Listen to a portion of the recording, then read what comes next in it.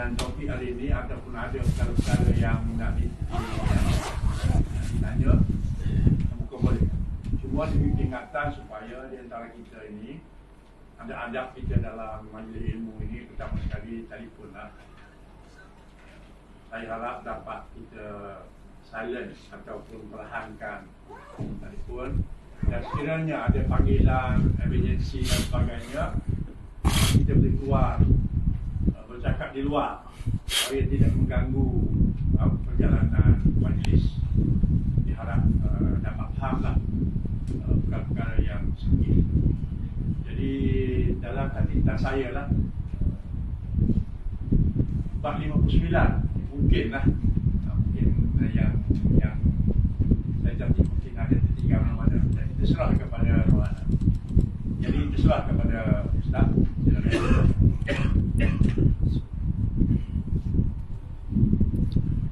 Assalamualaikum warahmatullahi wabarakatuh. Bismillahirrahmanirrahim. Alhamdulillahirabbil alamin. Wassalatu wassalamu ala asyrafil anbiya'i wal mursalin wa ala alihi wa ashabihi ajma'in.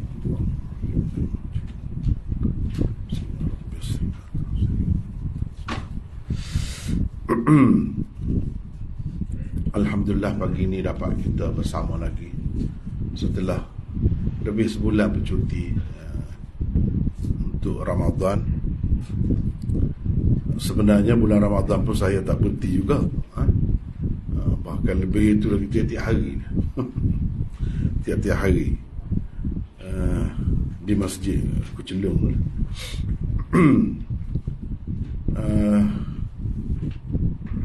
Tapi kita berhenti semualah untuk kelas-kelas lain semasa bulan puasa. Hari ini adalah yang pertama lah selepas bulan puasa saya memulakan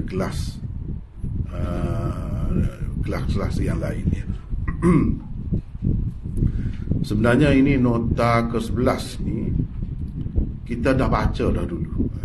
Sebelum cuti tu, sebelum puasa tu kita dah mula dah nota ni. Cuma saya sendiri pun tak pasti tu setakat mana kita nak berhenti hari tu, dan hari ni kita sepatutnya start di mana.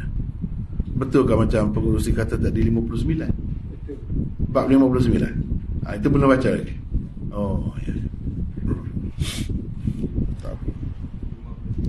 59 jadi muka suratnya 1156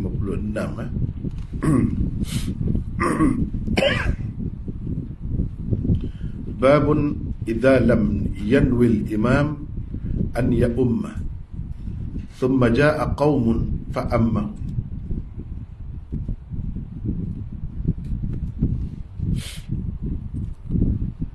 Bab jika seseorang tidak berniat sebagai imam, yakni di permulaan salatnya, kemudian datang sekumpulan orang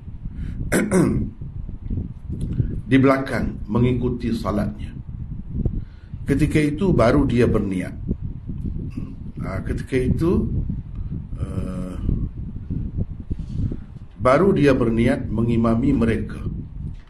Jadi pada kira-kiranya ada macam tanda tanya di situ. Apa hukumnya? Apa hukumnya? Kemudian kita tengok ni hadis di bawahnya, hadis 699.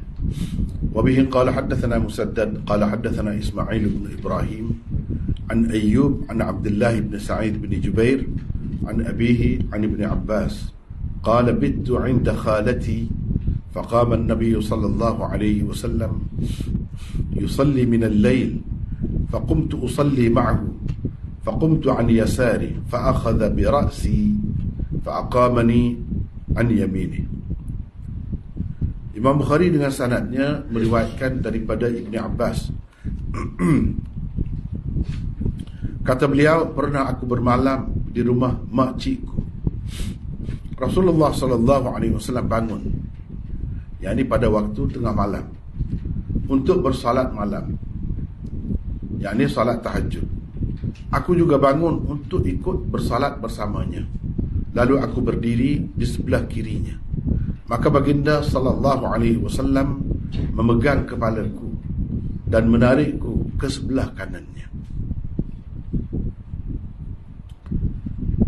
Itu hadisnya, satu sahaja hadis di bawah bab 59 ini, iaitu hadis ke 699. Satu saja. Itu cara Bukhari dah begitu kan. Dia tidak banyak sebut hadis, satu saja, dua tak banyak. Di bawah setiap tajuk itu satu atau dua sahaja. Kadang-kadang tak ada satu pun hadis. Kadang-kadang tak ada satu pun hadis di bawahnya.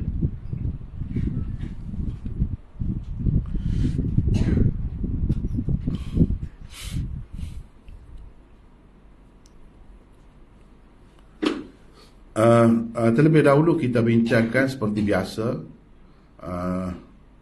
tajuk bab. Ini tajuk babnya. Bab jika seseorang tidak berniat sebagai imam, atau jika imam tidak berniat sebagai imam, kemudiannya dia jadi imam lah. Lepas tu dia di permulaan tu dia tidak niat. Lepas tu datang sekumpulan orang,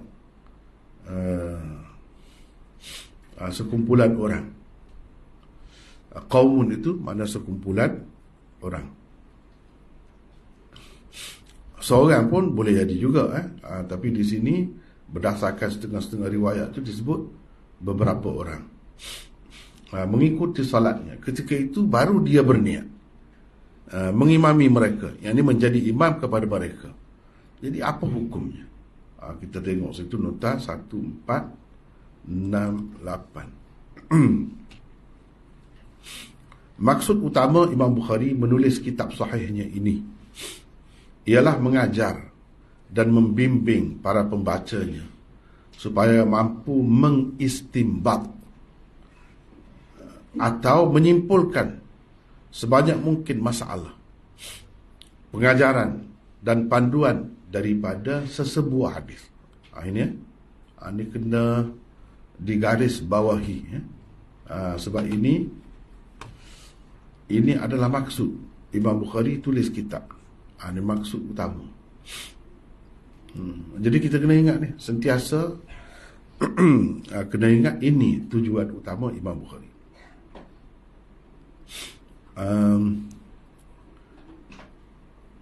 Tetapi kitab dia ni boleh saja diguna untuk orang umum pun boleh juga.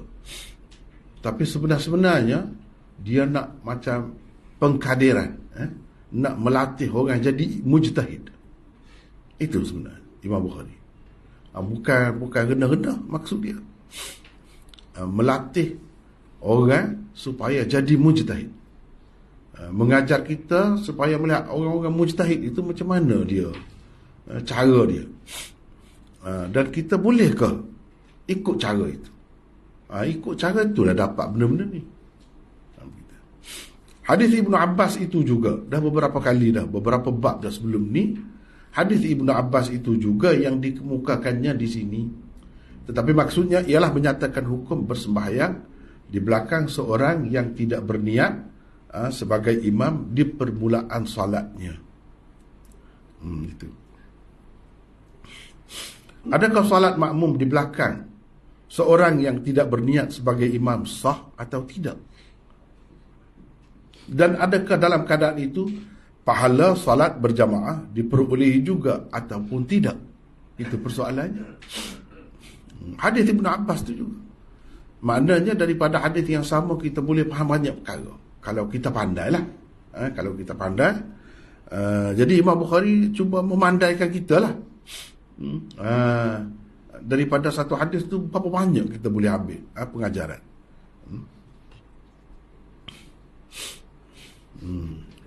Dan okey, Imam Bukhari tidak memberikan apa-apa jawapan yang terang kepada persoalan di atas, memandangkan terdapat perbezaan pendapat ulama mengenainya. Salah satu sebab Imam Bukhari tidak bagi jawapan yang jelas, cuma dalam bentuk soalan. Ataupun difahami sebagai soalan yang tergantung, tak ada jawapan. Biasa Imam Bukhari buat begitu. Kenapa? Untuk mengisyaratkan kepada dalam masalah ini ada perbezaan pendapat ulama. Dan perbezaan pendapat itu wajar dira'i. Wajar dira'i. Begitu. Kalau dia betul-betul yakin dan dia nampak pendapat lain tu tidak perlu dira'i, dia bagi. Dia bagi jawapan yang jelas. Itu cara dia.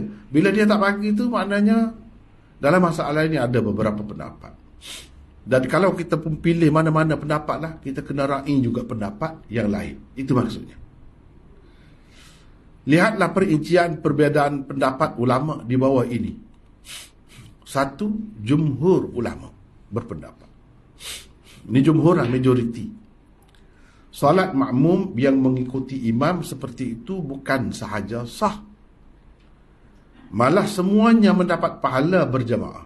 Imam pun dapat pahala berjamaah, makmum pun dapat pahala berjamaah.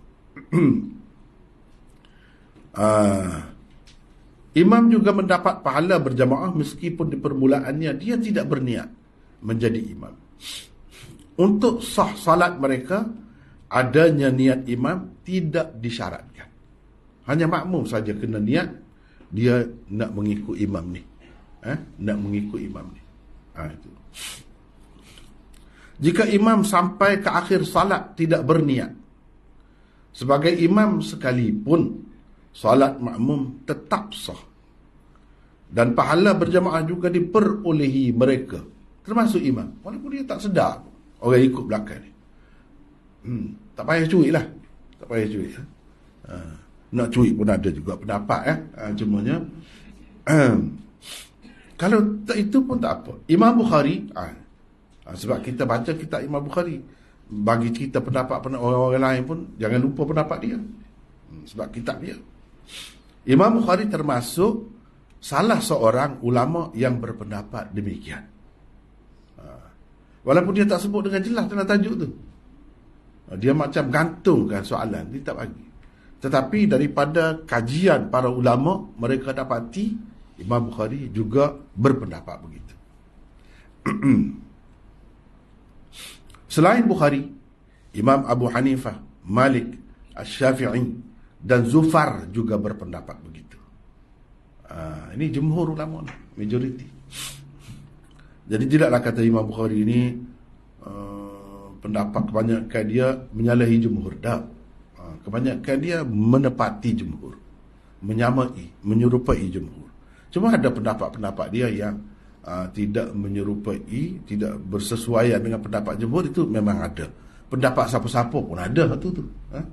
Yang tak sama dengan jumhur tu ada siapa-siapa pun. Kalau kita perhati Imam Syafi'i sendiri pun ada. Imam Abu Hanifah sendiri pun dia tidak majoriti. Majoritinya duduk di sebelah lain. Yang kedua, Al-Auza'i, Al-Thawri, Ishaq dan Imam Ahmad, menurut salah satu riwayat yang dinukilkan daripada beliau, berpendapat adanya niat imam disyaratkan. Jika tiada niat imam, makmum perlu mengulangi semula salatnya. Ini imam-imam besar ni, setaraf dengan Imam Syafi'i, Imam Abu Hanifah, Imam Malik ni. Auza'i ni imam orang Syam di zaman dahulu. Dia sebut Imamus Syam, Imamu Ahli Syam. Al-Thawri, Al-Thawri ni kalau kita baca di dalam kitab Imam Tirmizi, Sunan Tirmizi tu, selalu dia sebut pendapat Thawri. Dia tak sebut pendapat Imam Abu Hanifah. Kalau wakil imam-imam Kufah, dia sebut imam besar. Ishaq sama juga. Dia selalu sebut, Imam Tirmizi selalu sebut Ishaq bin Rahawai, atau orang sebut juga Rahuyah. Itu tak jadi masalah lah. Dan Imam Ahmad, kalau pasti imam mengikut mereka ni lah, mengikut mereka. Kalau pasti imam itu tidak niat tadi, tidak niat ketika orang masuk tu lah. dengan dia, ataupun mana-mana bahagian salat dia sampai ke akhir, beri salam dah. Jika pasti imam tidak niat, makmum kena sembahyang lain. Kena mengulangi salat. Mengulangi salat tu orang panggil dalam istilahnya i'adatus salah. I'adah. Kena ulang semula sembahyang. Misalnya kita kata bila selesai sembahyang tu, imam pun kata, oh, ikut kita kalau begitu tak perasan pun tadi. Maknanya dia tidak niat. Sembahyang imam tu sah lah. Dia seorang dia. Tak dapatlah pahala jemaah. Sembahyang makmum tak sah. Mana ikut macam ni? Arab Saudi apa tu? Hambali. Mazhab Ahmad. Mazhab Ahmad. Maknanya dia pakai gitu. Jadi kena ulang semula. Lepas tu kita kata baik kita sembahyang seorang daripada awal. Dah. Mengikut dia pun, kalau ikut imam tu, kalau nasib baik lah, kalau nasib baik kita imam tu perasan dia niat, dapatlah pahala jemaah. Kalau tidak sebut dengan jelas, maknanya perlu diraih. Ini perlu diraih. Yang ketiga, Imam Ahmad dalam satu riwayat yang lain pula dinukilkan berpendapat. Ada dua pendapat Imam Ahmad. Untuk sah salat fardu disyaratkan adanya niat imam. Sementara untuk salat sunat pula tidak disyaratkan. Ini pendapat kedua. Kalau sembahyang fardu perlu ada syarat niat, kena ada. Kalau sembahyang sunat tak apa. Tapi pendapat yang kedua tadi tak kira sembahyang apa pun. Sunat pun tak boleh, tak sah. Makmum kena sembahyang lain. Pendapat yang ketiga, kalau sembahyang sunat sah. Sembahyang tahajud ke apakah, kita kata ikutlah sembahyang sunat lah. Imam tak ada niat, tak apa, mengikut pendapat Imam Ahmad yang kedua. Jadi pendapat imam ni ada banyak, memang banyak. Kadang-kadang bukan 2, 3, 4, 5 pun ada. Dia bagi pendapat, itulah yang dibincangkan oleh ulama-ulama. Adakah dia tinggal terus dah pendapat itu, ataupun dia masih terima, cuma dia pilih utamakan pendapat yang lain. Itu dalam mazhab lah pula. Kena perhati dalam mazhab masing-masing lah pula. Mana pendapat yang lebih kuat, mana yang kurang kuat. Itu dalam mazhab masing-masing pula bincangnya. Tapi pada dasarnya ginilah, dia ada dua pendapat. Hafiz Ibn Hajar menulis di dalam Fathul Bari begini: Imam Bukhari tidak membuat apa-apa keputusan berupa hukum dalam masalah ini, lantaran hadisnya tidak tegas dan jelas. Ia sebaliknya mempunyai beberapa kemungkinan, ada ihtimalat. Tidak tersebut dengan jelas di dalam hadis Ibnu Abbas di bawah bab ini bahawa Nabi SAW tidak berniat sebagai imam. Tidak juga tersebut di dalamnya Nabi SAW telah berniat, sama ada di permulaan salatnya atau setelah Ibnu Abbas berdiri di sebelahnya untuk salat bersama. Tak jelas. Kalau tengok pada hadis Ibnu Abbas tu tak jelas. Dan tentu dah sembahyang tu yang Nabi sembahyang bersama Ibnu Abbas tu bukan sembahyang fardu, sembahyang sunat tu. Jadi bagi orang yang kata sembahyang sunat, sembahyang fardu tak ada beza, sama. Ada yang kata ada beza. Bagaimanapun perbuatan baginda mengalihkan Ibnu Abbas dari kiri ke kanannya mengisyaratkan baginda memang berniat sebagai imam pada ketika itu. Namun pada asalnya niat itu tiada. Jadi ketika mula-mula tu, sebab tak tahu lagi budak tu duduk di mana, dia tak mari, tak muncul lagi. Jadi tak ada niat lah. Kita sembahyang seorang, kenapa nak niat jadi imam? Walaupun ada jin ikut belakang kita, kita tak nampak. Ikut dia lah tu. Jangan pula kita kata kita sembahyang ni dan Nabi kata ada ikut tu. Dalam hadis ada sebut, jadi kita terus niat imam. Jangan. Tak perlu. Kalau jelas nampak Barulah kita niat sebagai imam. Kalau tidak, tak perlu. Sembahyang seorang. Tapi daripada perbuatan Nabi tu, mana dia sedar lah tu. Ibnu Abbas nak ikut dia tu. Jadi bila nak ikut dia, dia terima. Maknanya dia secara tidak langsung menunjukkan, mengisyaratkan dia ada niat lah tu. Pada ketika tu, inilah tajuk babnya. Mula-mula tu sembahyang seorang, lepas tu orang mari. Pada ketika tu baru niat. Boleh ke tidak begitu? Tadi niat sembahyang seorang, lepas tu ubah pula niat jadi sembahyang jadi imam pula. Boleh? Boleh. Boleh nak cerita. Boleh. Tadi niat sembahyang seorang, lepas tu bila orang mari, kita niat jadi imam. Kena niat lah. Sebab kalau tak niat, dia menjejaskan orang belakang tu. Kalau mengikut dua pendapat lagi tadi. Bagaimana? Baik. Ini adalah suatu masalah yang berbeza pendapat para ulama tentangnya. Menurut pendapat yang asah, di sisi Syafi'iyah, ialah tidak disyaratkan imam berniat sebagai imam untuk sahnya salat orang di belakang yang mengikutnya, tak ada syarat. Ibnul Munzir juga berdalil dengan hadis Anas bahawa Rasulullah sallallahu alaihi wasallam bersembahyang di bulan Ramadan. Kata Anas seterusnya, maka aku datang dan berdiri di samping baginda. Kemudian datang pula orang lain, dia berdiri di sebelahku. Akhirnya sudah ada beberapa orang yang menjadi makmum, yakni mengikut baginda. Bila Nabi SAW menyedari kehadiran kami, baginda meringkaskan sembahyangnya. Bacalah seterusnya hingga ke akhir hadis. Hadis Anas ini jelas menunjukkan Nabi SAW tidak berniat sebagai imam dari awal sembahyang lagi. Apa yang berlaku ialah mereka mengikutnya dan perbuatan mereka itu diperakuinya. Takrir lah. Di situ ada takrir. Hadis Anas itu diriwayatkan oleh Muslim. Bukhari juga meriwayatkannya walaupun secara ta'liq di dalam Kitabus Siyam. Itu yang dinukilkan oleh Hafiz Ibnu Hajar. Maknanya secara jelas tak ada juga sebut Nabi memang berniat. Tetapi bila hadis Anas tu jelas menunjukkan pergi duduk di belakang beberapa orang, Nabi perasan dan Nabi tak kata apa. Nabi tak kata apa. Dan takkan dia tak ada niat? Bila orang duduk belakang tu tentu dah ikut dia. Kira-kiranya ada niat lah. Ada niat.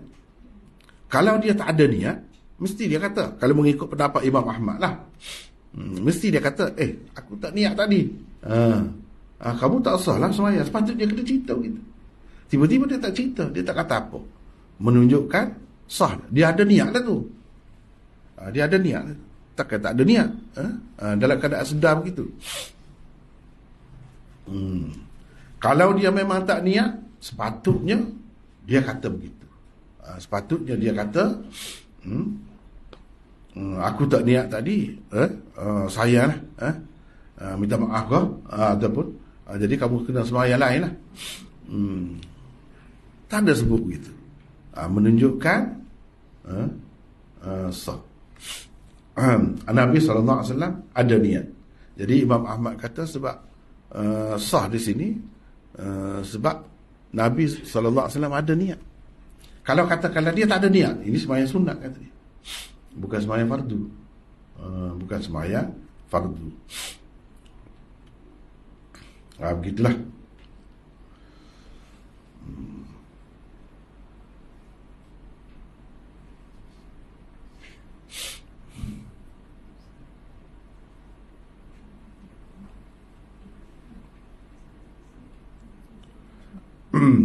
Lepas tu saya dah bagi dah tu, cuma tak tulis lagi di sini. Jilid berapa, muka surat berapa dalam Fathul Bari tu, tengok sendirilah kalau nak. InsyaAllah nanti kita buat buku, jadikan buku, nanti akan ada semua tu. Akan ada semua tu. Baiklah. Di sini dia sebut Musaddad meriwayatkan kepada kami, katanya Ismail bin Ibrahim. Ismail bin Ibrahim bin Miqsam Al-Asadi Al-Basri. Ibunya bernama Ulayyah, seorang hamba bebasan Bani Asad. Ismail juga selalu disebut sebagai Ismail bin Ulayyah. Ismail bin Ulayyah. Samalah, Ismail bin Ibrahim ni orang yang sama. Kadang-kadang disebut Ismail bin Ulayyah.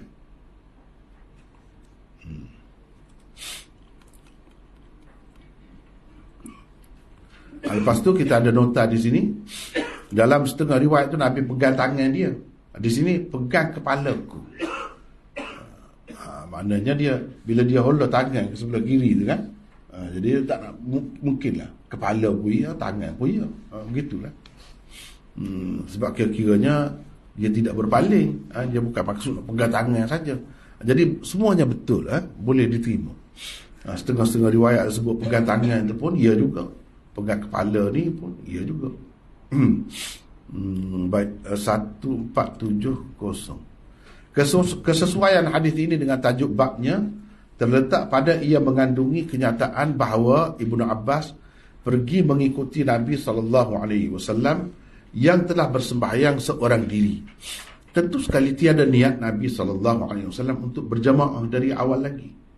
Tetapi dengan baginda SAW memegang kepala Ibnu Abbas dan menariknya ke sebelah kanannya, berarti baginda mentakrirkan. Itu takrir. Walaupun tak ada sebut tentang niat begini-gini, tak ada sebut, tapi perbuatan dia tu mengesahkan perbuatan Ibnu Abbas yang mengikutinya itu. Kalau tak sah, mestilah dia sebut, mestilah dia tak heret begitu. Dia tak, ni dia heret, maknanya sah. Sebelum ni kita dah bertemu dah kan, bab kan, ada bab imam semaya seorang tu pergi sebelah kiri. Di situ Imam Bukhari dah kritik dah sekali. Tu guru dia Imam Ahmad. Sebab Imam Ahmad kata tak sah semaya. Imam Bukhari tak sependapat dengan tu guru dia. Bagi dia, kalau tak sah, Nabi tak tarik Ibnu Abbas mari sebelah kanan. Sebab Ibnu Abbas mari sebelah kanan itu tidak takbir lain, takbir yang sama tadi, menunjukkan sah. Menunjukkan sah itu hadis Ibnu Abbas ni juga. Hadis Ibnu Abbas ni juga mentakrirkan perbuatan Ibnu Abbas yang mengikutinya itu. Yang ni boleh, kalau tidak daripada awal lagi bersedia maklum nak berimam jadi makmum, tak apa. Orang yang pergi lewat tu sah juga sembahyang dia, diterima juga jemaah dia. Dan imam pun dapat pahala jemaah lah, dengan cara begitu. Selain daripada makmum dapat pahala jemaah, imam pun dapat pahala jemaah.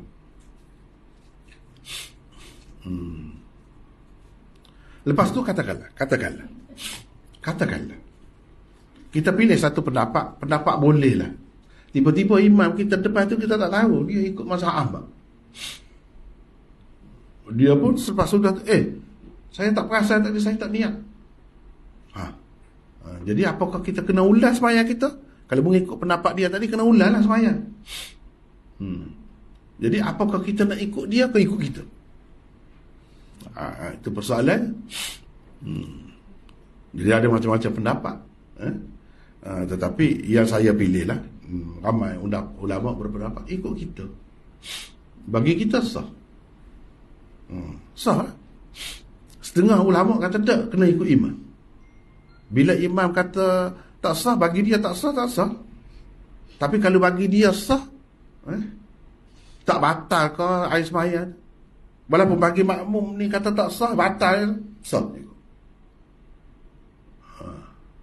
Misalnya tu imam tu mazhab Hanafi, dia bersentuh dengan isteri dia sebelum dia keluar sembahyang. Lepas tu dia jadi imam, bagi dia tak batal sembahyang. Tapi bagi orang Syafi'i ikut belakang dia tu batal sebenarnya. Kalau dia buat sendiri, dia tak buat. Tu imam dia buat. Lepas tu sah ke tidak? Sah juga. Sebab apa? Ikut imam. Ikut imam. Bagi dia sah-sah lah. Begitu. Lebih kuat lagi kalau imam tu. Kalau makmum ni kurang kuat sikit, tapi boleh juga. Imam kata tak sah, pada kita kata sah. Bagi kita, kita anggap sah. Sebab tu kita ikut daripada awal. Kita tak tanya dulu, kamu mazhab apa? Susah lah macam tu. Dah dia habis dulu sembahyang. Jadi tak tanya. Gitu. Jadi kita ikut jumhur ulama. Ikut jumhur ulama.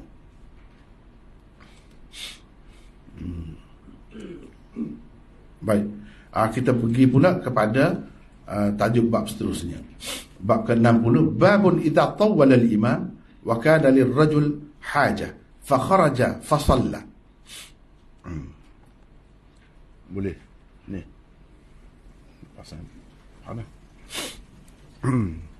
Slow dah.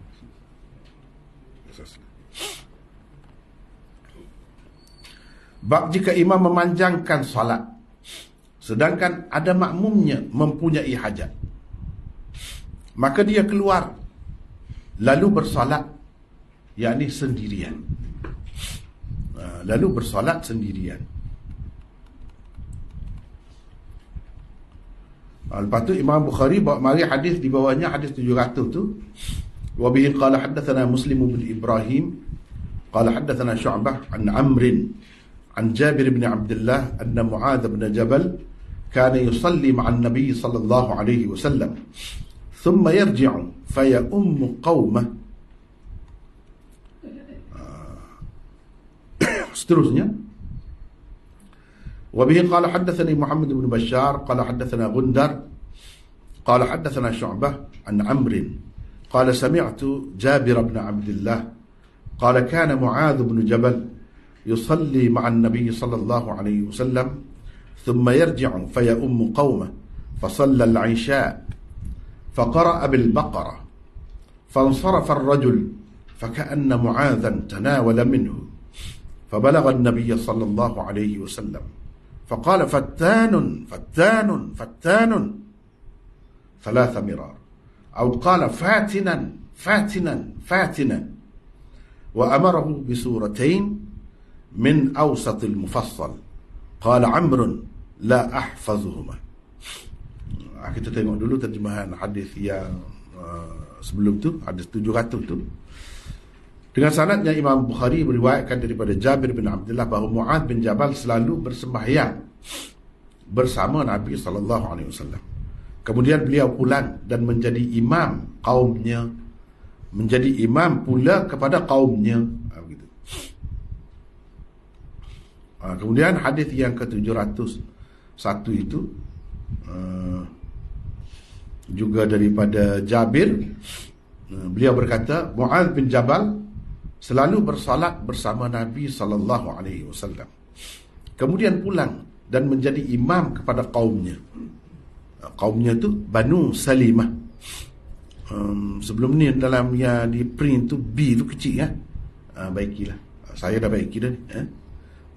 Sebab nama kan bahasa Melayu ni, kalau nama tu dia kena buat besar kan. Banu Salimah. Dalam solat Isya dengan membaca surah Al-Baqarah. Lalu ada orang keluar dan pergi. Mu'adz semacam menyebut sesuatu yang tidak baik tentang orang berkenaan.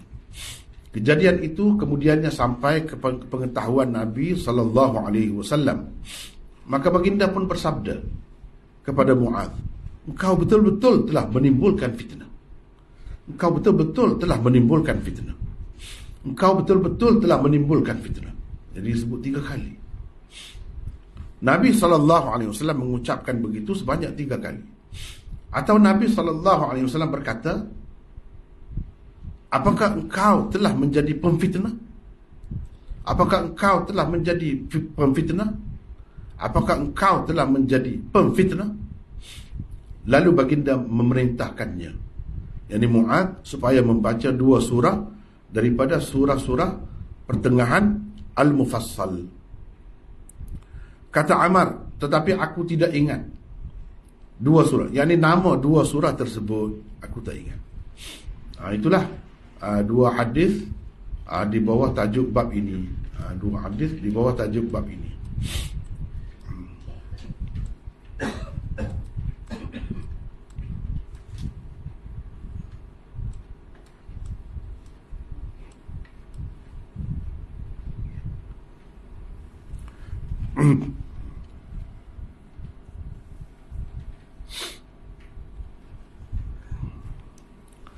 Bab jika imam memanjangkan solat, tawwalal imam, tak kira lah panjang tu tang mana pun, pada masa qiyam ke, pada masa rokok ke, pada masa sujud ke, tak kira lah. Itu makna tawwalal imam. Biasanya panjang-panjang ni bacalah panjang. Ada makmumnya mempunyai hajat. Dalam keadaan itu ada makmum mempunyai hajat, ada hajat dia, nak pergi ke mana-mana ke, ataupun letih ke, hajat lah tu, maka dia keluar, maka dia tu makmum tu lah, makmum tu keluar, lalu bersolat sendirian, lepas tu dia sembahyang sendiri, boleh ke tidak? Kau berdosa macam tu, atau nak buat macam mana? Nak buat macam mana? Kalau berlaku begitu, itu tajuk. Baik, terlebih dahulu kita bincang tentang tajuk ni, 1471 ni. Ni kan dia mulakan dengan idza. Idza ni orang panggil idza syartiyah, syarat. Ni orang panggil tawwal al-imam, ni fi'il syarat, fi'il syarat. Jawab syarat tak ada di sini. Jawab syarat tak ada. Jadi kenapa Imam Bukhari buat begitu? Dia cakap tu kadang-kadang tergantung. Sengaja dia buat begitu. Macam tadi tergantung. Ni pun tergantung. Jadi dia tidak cerita. Makmum itu ada hajat, dia keluar bersembahyang sendiri, sah sembahyangnya, misal, itu baru ada jawab, sah sembahyangnya. Atau boleh dia buat begitu, boleh dia buat begitu. Dia tak ada jawapan itu. Kenapa Imam Bukhari buat begitu? Kepada orang yang tak biasa, dia kata pelik, kenapa dia gantung gitu? Sebab itu bila kita bincangkan benda ni, mesti kena bincang. Jawab idza mahdzuf di sini. Jawab idza dibuang, tak ada di sini. Kenapa dia buat? Dalam maksud dia, sengaja dia buat. Takdirnya ialah bila dibuat, kita kena andaikan apa yang dibuat itu. Itu takdir. Takdirnya ialah sahhat salatuhu, sah salatnya. Salat makmum tu sah. Imam tak ada apa dia. Tak ada lah kata sah salat imam. Apa kena guna dengan imam? Imam tu memang dia, hal dia lah memang. Tak ada kait apa dengan orang. Dia niat molek dah. Sembahyang panjang tu tidak membatalkan sembahyang dia, tidak. Jadi sah salatnya tu, salat makmum tu. Boleh juga jawabnya ditakdirkan dengan ayat tanya, istifham, iaitu fahal lahu dhalik, apakah boleh dia melakukan begitu? Jika imam baca panjang ataupun sembahyang panjang, makmumnya ada hajat, dia pun keluar bersembahyang sendiri, bolehkah dia buat begitu? Boleh juga. Boleh juga. Jawaban bagi soalan ini pula ialah na'am, dalla alaihi hadithul bab. Ya, boleh. Hadis di bawah bab ini menunjukkan kebolehannya, keharusannya. Imam Bukhari tak jawab, tapi dia suruh kita jawab sendiri. Tengok hadis bawah tu lah. Nak jawab tu tengok hadis bawah tu. Hadis bawah tu menunjukkan boleh. Menunjukkan boleh. Sebab Nabi SAW bila orang tu pergi bertemu dengan dia, Nabi tak kata, tak sah dah sembahyang awak, kena qadha pun. Dia tak kata. Kita dengan Nabi SAW ni kena faham banyak perkara. Kalau benda tu sepatutnya dia cerita pada masa tu, dia tak boleh tak cerita. Tiba-tiba dia tak cerita, tak kata apa, mana boleh lah tu. Kalau tak sah, dia tidak akan biar umat dia dalam keadaan semaya tak sah. Tu Nabi, tu tanggungjawab dia. Kalau tidak, dia bersalah. Dia bersalah.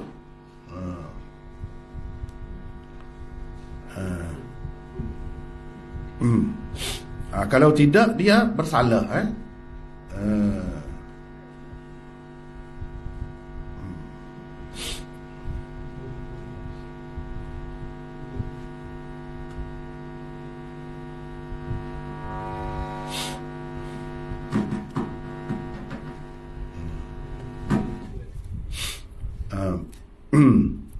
Jadi tak boleh. Salah Nabi itu. Berarti dia tidak menyampaikan apa yang Allah SWT suruh sampaikan. Ya ayyuhar rasul balligh ma unzila ilaika min rabbik. Itu perintah Allah tu, wajib atas dia tu melaksanakannya. Kalau dia tidak melaksanakannya, cuai dia. Tak boleh. Kita tak boleh percaya Nabi tu begitu. Kita kena percaya Nabi ni kalau betul-betul memang perlu pada masa tu, dia kena cerita. Dia tak cerita, maknanya boleh lah tu, sah lah tu. Dia tegurnya Mu'adh. Orang tu dia tak tegur. Dia tak kata, kamu tak sah sembahyang, kenapa kamu mufarakah, atau kamu berhenti.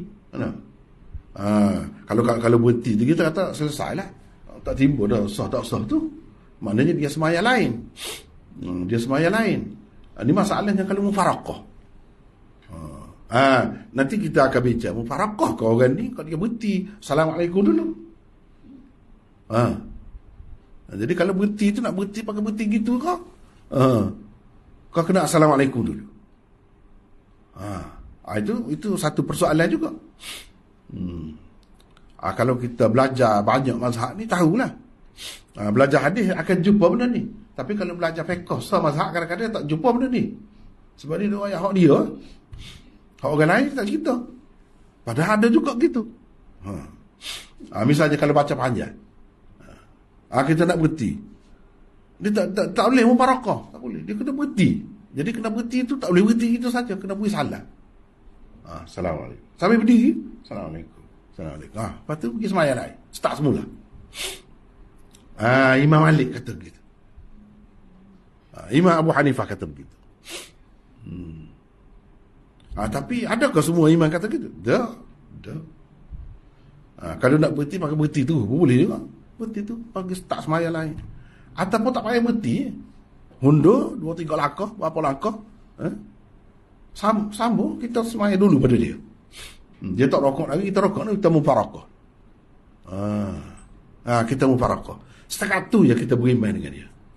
Lepas pada tu kita tak beriman dengan dia, kita bawa diri sendiri. Boleh ke tidak? Pak Imam Bukhari kata boleh ke tidak? Itu dah bincang. Imam Syafi'i kata macam mana? Boleh ke tidak? Kalau dalam mazhab Syafi'i luah dalam masalah mufarakah ni boleh. Imam Bukhari pun boleh. Tak payah bagi salam, tak payah start semaya semula, sambung je lah. Sambung rakaat yang kedua kita tak tahan. Jadi kita cepat semaya, sudah dulu pada dia lah. Tapi kena niat mufarakah. Apa makna mufarakah? Niat kita berpisah daripada tu imam. Boleh berpisah. Nak masuk parti lain kan? Bukan masalah parti ni, masalah semaya ni. Semaya solat. Semaya solat. Lepas tu semaya solat, ada orang lain pula bagi ikut dia. Boleh ke tidak? Dia tadi jadi makmum. Khilaf juga. Banyak khilaf lah. Banyak khilaf. Banyak khilaf. Kalau daripada takbir tu sampai salam tu 200 lebih khilaf. Itu tak ambil hak kecil-kecil lagi, hak kasar. Secara kat 200 lebih khilaf. Tu tak ambil yang ranting-ranting lagi. Kalau ambil ranting-ranting banyak lagi. Ni kita nak belajar sikit lagi ni ya. Tengok. Baik. Jadi masalah nak takdir ni. Fahal lahu dhalik? Na'am. Dalla alaihi hadithul bab.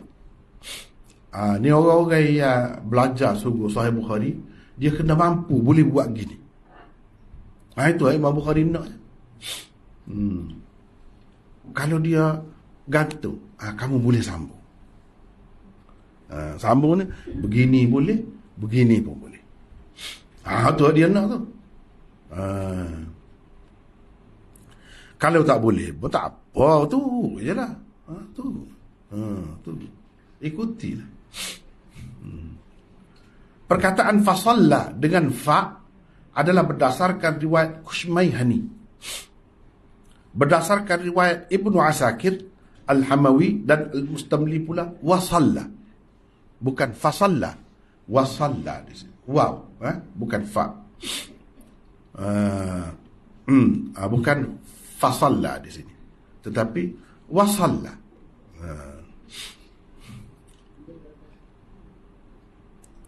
Menurut Syah Waliullah, tujuan Imam Bukhari mengadakan tajuk bab ini ialah untuk menyatakan apabila seseorang menjadi makmum kepada seseorang imam, tidaklah itu berarti ia terikat sepenuhnya dengan imam. Malah dalam keadaan-keadaan tertentu ia boleh berhenti daripada mengikutinya, yakni mufaraqah, lalu bersembahyang sendirian. Ini kata Syah Waliullah. Lalu bersembahyang sendirian.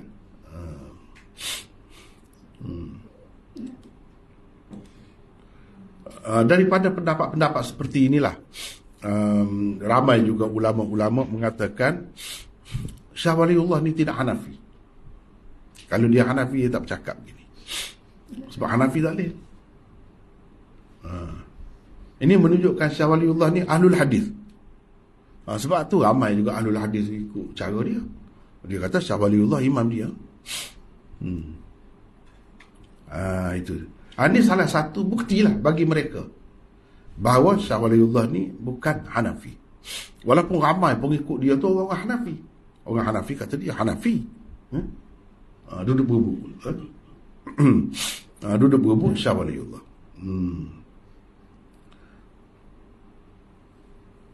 Baik. Hafiz Ibn Hajar berpendapat tajuk bab ini adalah kebalikan tajuk bab sebelumnya. Tajuk bab sebelum ini menyatakan keharusan berjamaah dengan mengikuti orang, yakni imam yang tidak berniat menjadi imam. Ini sebelum ni. Tajuk bab ini pula menyatakan keharusan berhenti daripada terus mengikuti seseorang dalam berjamaah atas sebab-sebab tertentu. Maknanya imam tu niat imam dah. Makmum ni tukar niat dia. Kata Imam Bukhari di dalam tajuk bab, maka dia keluar, boleh berarti keluar daripada mengikut imam, atau daripada sembahyang, atau daripada masjid. Boleh jadi belaka tu. Keluar daripada mengikut imam, keluar daripada sembahyang, bukan keluar daripada sembahyang, keluar daripada sembahyang. Maksudnya sembahyang lain, atau keluar daripada masjid, balik ke rumah, sembahyang di rumah. Begitu. Keluar. Ibnu Rushaid berpendapat maksud Bukhari dengan katanya itu ialah keluar daripada tempat bersalat, masjid atau lain-lain, ke rumahnya, keluar ke rumahnya. Begitu dia kata. Ibnu Rushaid ni salah seorang pensyarah Sahih Bukhari lah. Jadi orang tu, orang yang berkenaan ni lah, balik ke rumah dia. Maksudnya dia sembahyang di rumah dia lah. Kalau sembahyang di rumah dia, tentulah dia berhenti lah tu sembahyang tu. Jalan jauh, takkan dia mufarakah. Kalau mufarakah sembahyang situ juga. Dia balik ke rumah. Itulah yang zahir daripada kata-kata Jabir, fansarafar rajul, maka pergilah atau keluarlah atau baliklah, boleh juga di dalam hadis ke-701 selepas ini. Kata Hafiz Ibn Hajar, apa yang berlaku sebenarnya bukan begitu. Bukan seperti kata Ibn Rushaid itu. Hafiz Ibn Hajar kritik Ibn Rushaid. Ibn Rushaid ni pensyarah Sahih Bukhari sebelum lagi daripada Hafiz Ibn Hajar. Di dalam riwayat An-Nasa'i tersebut, fansarafa rajulun fasalla fi nahiyatil masjid, maka keluarlah seorang lelaki, lalu ia bersembahyang di satu penjuru masjid. Mana tak keluar daripada masjid. Dan sembahyang itu berlaku dalam masjid, bukan di musalla, bukan di mana. Berdasarkan hadis Nasa'i. Kalau kita tengok di situ, dia tidak keluar daripada masjid. Dia beralih tempat dia, pergi ke penjuru masjid. Keluarnya pula mungkin berarti ia berhenti terus daripada bersembahyang. Mungkin. Atau berhenti daripada mengikut imam sahaja. Kalau berhenti daripada mengikut imam sahaja, dia terus bersembahyang, itu makna mufaraqah. Kalau berhenti terus bersembahyang, keluar daripada sembahyang, itu maksudnya berhenti daripada sembahyang, mana dia sembahyang lain. Di penjuru masjid itu. Tidak mengikut imam, dia sembahyang sendiri, sembahyang lain start semula. Begitu. Tetapi riwayat Muslim menjelaskan maksud berhenti itu. Di dalamnya tersebut, fanharafa rajulun fasallama thumma salla wahdahu, maka beralih seorang lelaki, lalu memberi salam, kemudian ia bersembahyang sendirian. Dia beri salam. Dia bagi salam dulu. Itulah pegangan orang yang kata kena bagi salam dulu tu. Lepas tu dia sembahyang sendiri. Bila bagi salam, maknanya tidak mufaraqah lah. Kalau mufaraqah ni tidak bagi salam. Mufaraqah tidak bagi salam, meneruskan sembahyang. Jadi berdasarkan riwayat Nasa'i begitu. Jadi maksud berhenti di dalam hadis itu ialah berhenti terus daripada bersembahyang. Setelah memberi salam, ia bersembahyang semula seorang diri. Boleh ke tidak buat begini? Bolehlah. Ini salah satu cara. Kalau kita buat begitu, boleh juga. Kalau nak mufaraqah, boleh juga bagi orang yang kata boleh lah. Kena tahulah. Kalau kita nak ikut cara tu, kena tahu pendapat tu. Jangan tak tahu. Jangan kata hanya ada lah tu, banyak-banyak. Pendapat ada lah yang kata boleh tu. Tak boleh. Kena pasti ada. Macam hari ni kita mengaji. Pasti. Ada yang kata boleh. Jadi aku nak ikut yang boleh tu. Boleh lah. Buka kitab ni tengok. Memang betul. Ada. Ataupun kita nak bagi salam. Sekali ni aku nak bagi salam dulu. Assalamualaikum. Lepas tu kita pergi sembahyang. Boleh tak? Kita tak mahu sambung. Tak mahu sambung. Tak mahu mufaraqah. Mufaraqah tu mana? Tu. Sembahyang lain. Al-Aini berkata, para imam berbeza pendapat tentang orang yang telah masuk bersembahyang bersama imam. Selepas melaksanakan sebahagian daripada sembahyang, adakah boleh ia keluar atau berhenti daripada mengikuti imam atau tidak? Itu persoalannya. Kecenderungan Imam Bukhari ialah makmum boleh saja berhenti daripada mengikuti imam.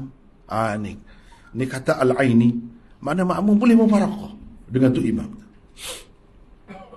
Lalu menyempurnakan sembahyangnya seorang diri tanpa memberi salam terlebih dahulu, sama ada dengan keuzuran atau tanpa sebarang keuzuran.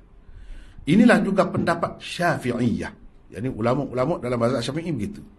Itu saya dah bagi rujukan di situ dalam Umdatul Qari jilid 5. Dalam kitab pun ada, Imam Syafi'i sendiri tulis dalam At-Tawdih li Syarhi Al-Jami' As-Sahih oleh Ibnul Mulaqqin, ada semua sebut benda ni.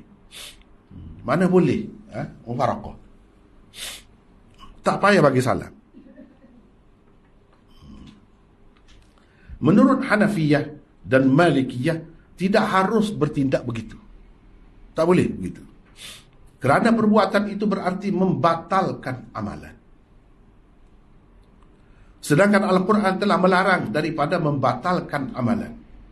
Quran larang membatalkan amalan. Itu tak boleh. Imam Ahmad pula terdapat 2 riwayat daripadanya dalam masalah ini. Itu dalam Umdatul Qari ada sebut. Membatalkan amalan. La tubtilu a'malakum. Ya ayyuhalladzina amanu la tubtilu a'malakum. Wahai orang-orang yang beriman, jangan kamu batalkan amalan kamu. Mana kalau berhenti begitu bermakna membatalkan amalan. Dia katalah bagi pendapat dia. Kita telah jadi caranya bagi dia bukan tak ada langsung pilihan. Kalau baca macam ni aku mula perut dah ni. Lambat ni macam ni ni. Baca macam ni ni. Jadi dia nak macam mana? Dia kena bagi salam dahulu. Gitu cara. Bagi salam berhenti sebenarnya. Itu tidak membatalkan sembahyang namun. Kalau mufaraqah tu bagi dia membatalkan sembahyang. Banyak beza. Banyak beza. Jadi Allah SWT larang membatalkan amalan. Sebab itu bagi mereka kan, dia berat sebenarnya mazhab Hanafi ni banyak perkara berat. Kalau kita kata puasa sunat lah, kita berhenti membatal, kena wajib qada. Mula-mula tu sunat memanglah sunat, tak buat apa tak apa. Tapi bila kita sudah niat, kita batalkan, kita wajib kena qada. Tak qada berdosa. Itu cara dia. Itu cara dia. Kalau Syafi'i tak. Syafi'i tak begitu. Puasa sunat memang asalnya sunat. Jadi sunat tu sunat. Kita batal pun tak ada apa, tak perlu qada. Begitu. Cara dia.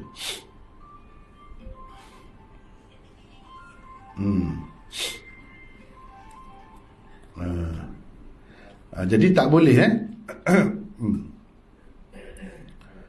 tidak boleh membatalkan amalan itu. La tubtilu a'malakum. Dia kata itu jadi dalam Quran sendiri ada sebut itu. Hadis bab ini dijadikan dalil oleh Asy-Syafi'i tentang keharusan makmum meneruskan sembahyangnya setelah ia berhenti mengikut imam. Jadi mufaraqah tanpa memberi salam. Apa yang perlu dilakukan oleh makmum hanyalah menukar niatnya daripada berimamkan seseorang kepada bersembahyang sendirian. Jadi kalau untuk imam baca panjang sangat ataupun apa-apalah, kita nak cepat, tak boleh tunggu dah, boleh mufaraqah. Atau kita tengok sesuatu yang membatalkan sembahyang ada pada dia tu, ada pada dia, dia telah melakukan sesuatu yang membatalkan sembahyang, kita mufaraqah. Kena najis ke atas belakang dia tak sedar. Dia tak sedar. Kita subhanallah, dia tak sedar. Kena najis apa-apalah katakanlah. Dia tahu sembahyang, dia perlu duduk imam, duduk fikir aku apa salahnya. Tak ada salah. Makmum nak buat macam mana? Mufaraqah. Mufaraqah.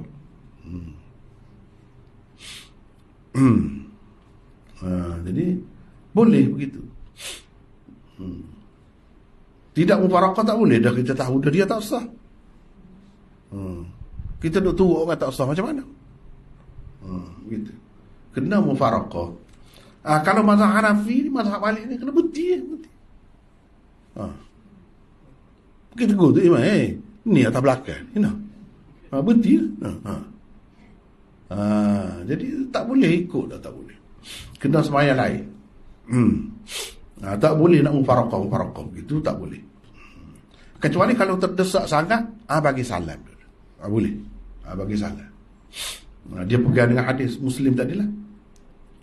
Menurut mazhab Hanafi dan Maliki pula, makmum yang berhenti mengikut imam tidak boleh lagi meneruskan sembahyangnya dengan semata-mata menukar niat begitu.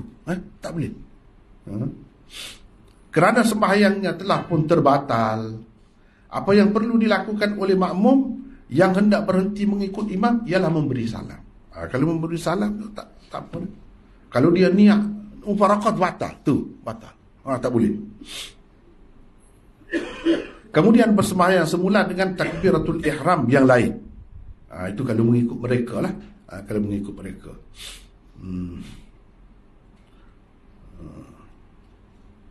Kata-kata Jabir, fansarafar rajul.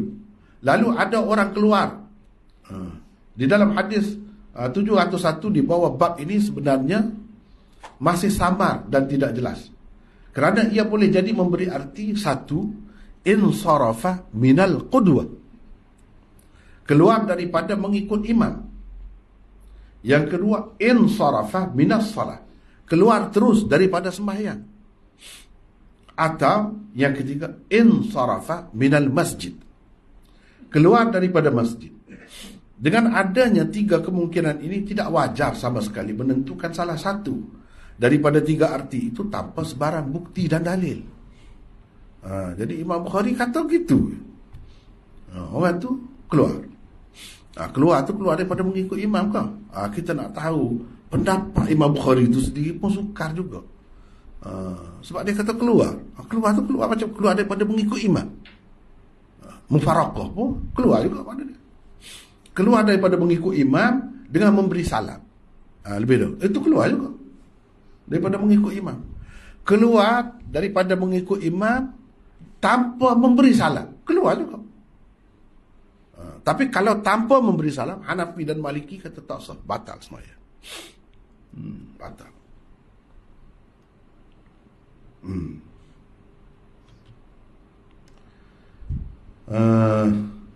Keluar daripada masjid boleh jadi juga.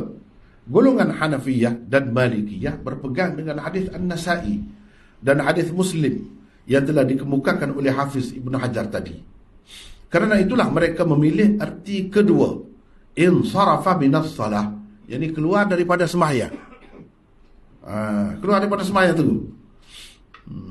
Dan berpendapat makmum perlu memberi salam apabila hendak berhenti daripada mengikut imam dalam berjamaah.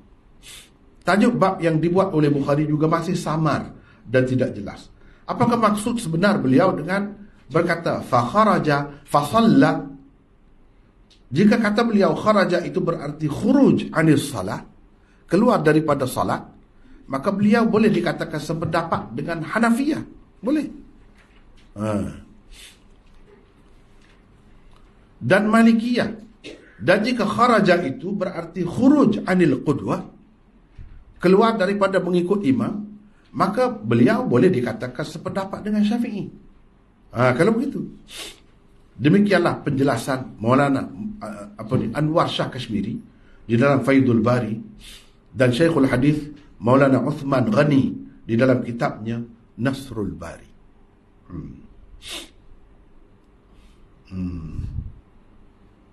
Ini mana tak jelas bagi mereka, tak jelas ni.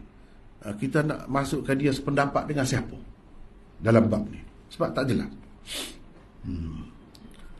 Bagi penulis, kata Imam Bukhari, wa kana lirrajuli hajatun. Di dalam tajuk bab, bagaimanapun menunjukkan beliau berpendapat keharusan berhenti mengikut imam itu hanya khusus dengan orang-orang yang ada hajat atau keuzuran sahaja. Adapun tanpa sebarang hajat, sebab atau keuzuran, maka seseorang makmum tidak dibenarkan mufaraqah atau berpisah dan berhenti daripada mengikut imam. Tak boleh. Kalau tak ada hajat, tak boleh. Di situ kita dapat faham daripada Imam Bukhari kata ada hajat itu.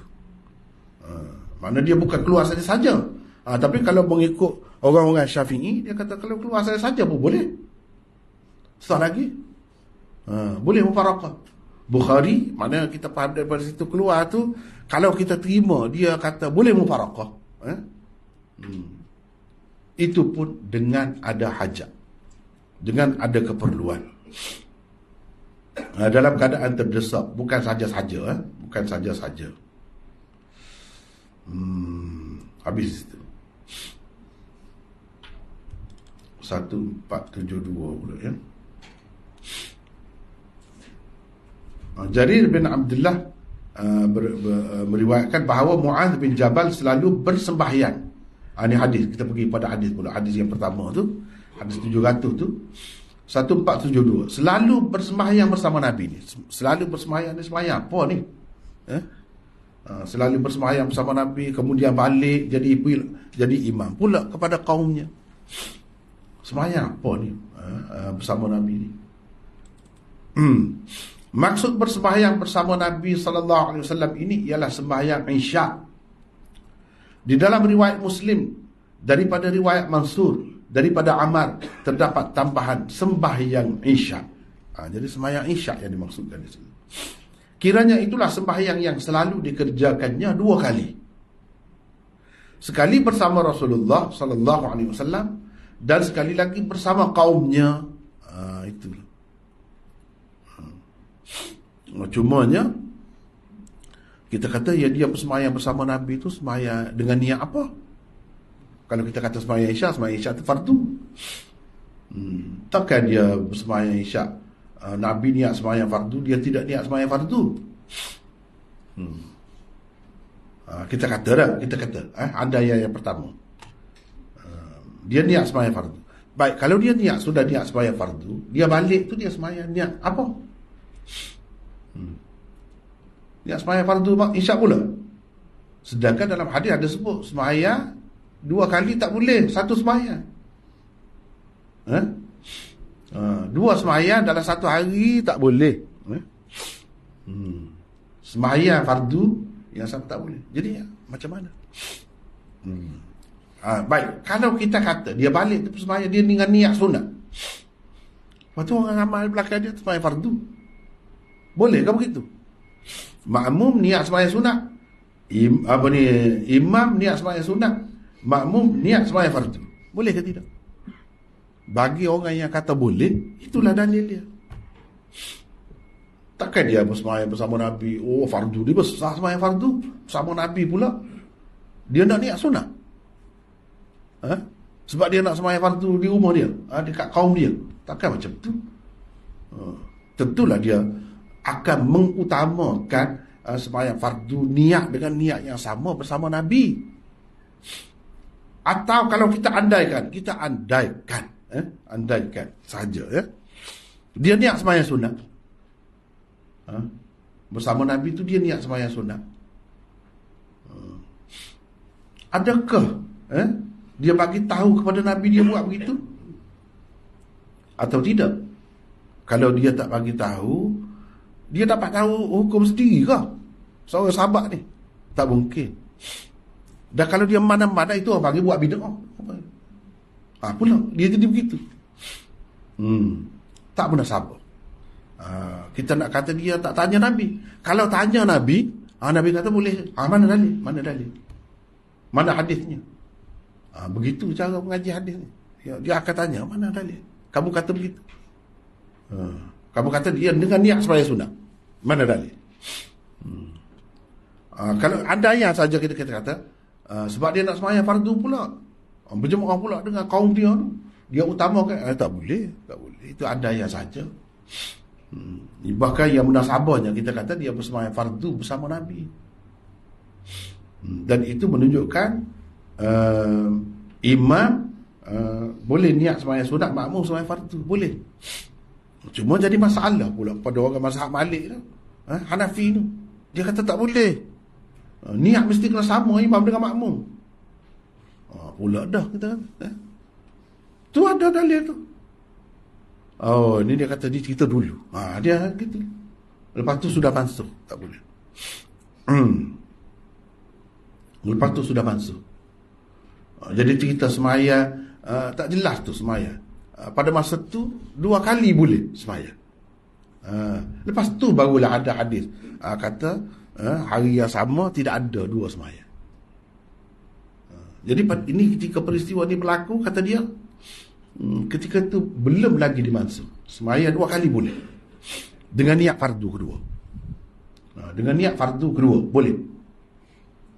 Lepas tu niat fardu, ada juga yang kata niat fardu kedua lah.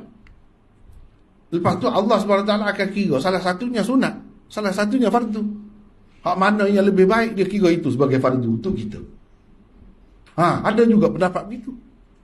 Jadi macam-macam pendapat, ya, macam-macam pendapat. Baik, kita tengok seterusnya. 1473. Ni 1473. Di dalam riwayat Mansur itu juga tersebut fayusalli bihim tilkas salah. Maka beliau mengimami mereka pula sembahyang itu. Ini takut kita kata adayan. Dia sembahyang bersama Nabi itu zuhur. Lepas tu dia balik sembahyang isyak. Dia jadi imam kepada kaum dia tu sembahyang isyak. Dah. Ni dalam hadis yang lain sebut tilkas salah. Sembahyang itulah. Sembahyang dia bersembahyang dengan Nabi itu. Kalau sembahyang isyak, mana dia balik sembahyang isyak lah. Itu makna tilkas salah. Kita tak boleh mengandaikan dia sembahyang zuhur atau dia sembahyang asar. Dia balik tu kata sembahyang pula dengan kaum dia tu sembahyang isyak. Jadi tak ada jadi masalah. Tak boleh kata begitu. Sebab ada hadis. Ni ada hadis. Di dalam Sahih Bukhari di bawah kitab Al-Adab juga tersebut fayusalli bihim as-salah. Dalam Bukhari ni sendiri. As-salah. Jadi alif lam ni cuba kita tengok ni as-salah. As-salah. Dia ada alif lam ni makna sembahyang itulah sembahyang yang dia sembahyang dengan Rasulullah tadi. Ikutlah kita nak kata sembahyang isyak ke ataupun sembahyang zuhur kata kira. Tapi sembahyang yang sama lah. Sembahyang yang sama. Maksudnya ialah sembahyang yang sama. Hadis-hadis ini menolak dakwaan orang-orang yang mengatakan sembahyang yang dikerjakan oleh Mu'adz bersama Nabi itu bukan sembahyang yang dikerjakannya bersama kaumnya sembahyang lain. Ada orang yang mengandaikan begitu. Cuma masalahnya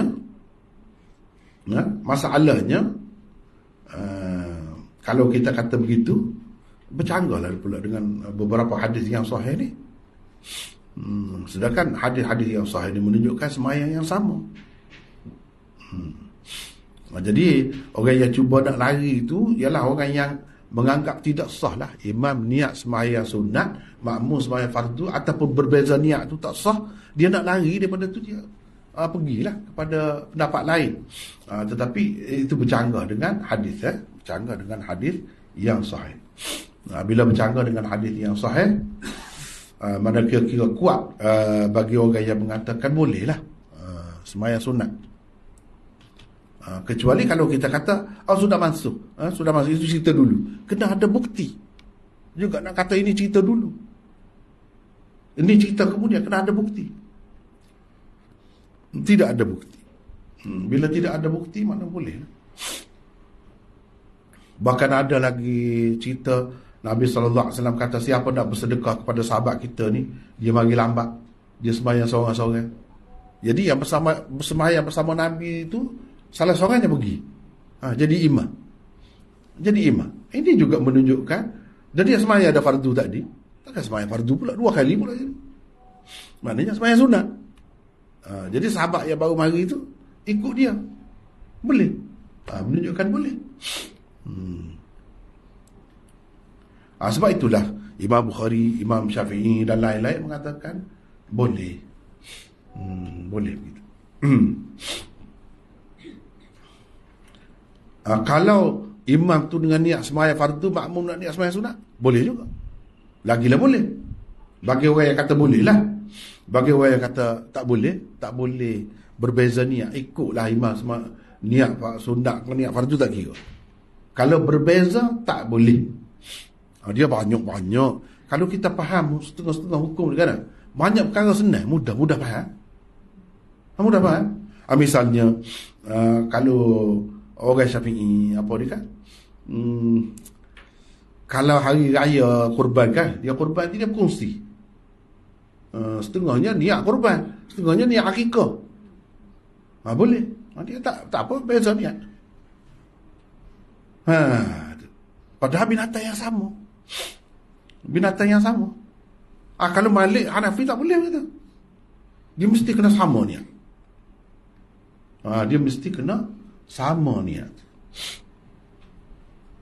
Sebab tu kata dia itu kan.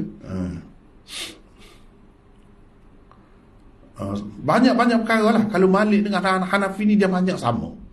Misalnya upah haji, badal haji. Mereka kata tak ada badal haji. Sebab tu mereka tak ada di negeri-negeri mereka sibuk nak upah haji kan. Kempen upah haji 2,000 apa macam-macam dah. Tak ada dia. Kalau terlepas. Begitu, tak ada dah upah haji. Adanya dalam hadis, anak tu boleh. Nak buat haji bagi pihak ayah, bagi pihak mak boleh. Upah tak ada. Semasa hidup lagi pun boleh, selepas mati pun boleh. Kalau haji. Setakat tu ada, setakat tu. Orang lain nak upah tak boleh. Setakat tu. Itu dia cara dia. Jadi kira-kiranya kalau dia tidak anak boleh lah. Anak nak pergi buat haji bagi pihak mak dia, bagi pihak ayah dia, boleh. Nak upah orang lain suku sakat tak boleh. Lepas tu ada lagi lah perbezaan orang kita panggil pecah-pecah dia kan. Banyak lagi lah. Kalau sahabat saya nak tolong lah, bukan upah ke dia nak tolong. Itu ada khilaf lagi. Bagi mereka pun ada khilaf. Tapi yang utamanya setakat ada dalam hadis. Yang ada dalam hadis setakat tu. Dan boleh ganti kalau haji. Tapi kalau semayang tak boleh ganti. Tak boleh bagi pihak. Semayang bagi pihak mak, bagi pihak ayah tak boleh. Haji boleh. Haji boleh. Sebab ada hadis. Kalau nak kira tak boleh juga. Sebab ada hadis mereka terima. Jadi kalau bab semayang dia nak ganti bagi pihak begitu, semua sepakat tak boleh. Syafi'i siapa pun tak boleh. Sekadar nak mengikut imam yang berbeza niat tadi masih boleh lagi, masih boleh lagi. Hadis okey.